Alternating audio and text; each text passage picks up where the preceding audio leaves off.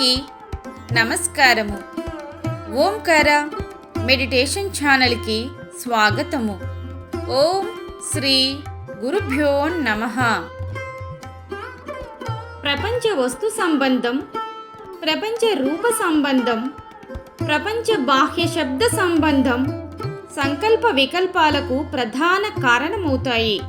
అంటే వస్తువుకు సంబంధించిన ఆలోచనలు, రూపానికి సంబంధించిన ఆలోచనలు, శబ్దానికి సంబంధించిన ఆలోచనలు ధ్యానంలో సంకల్ప వికల్పాలకు కారణమవుతాయని అర్థం.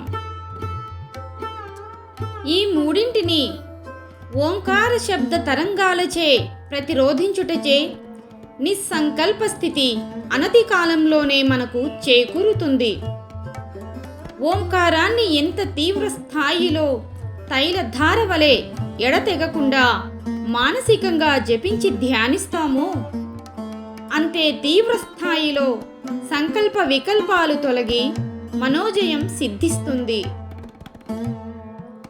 అంతేకాకుండా ప్రజ్వలించే అగ్నిలో ఎన్ని సమిధలు వేసినా అట్టే కాలిపోతాయో అలాగే హృదయంలో అభినిష్పన్నమైన ఓంకారాగ్నిలో సమస్త పాపకర్మలు, సమస్త మనఃసంబంధిత జాడ్యములు, మల విక్షేప ఆవరణాది సమస్త దోషాలు అట్టే సమసిపోతాయి.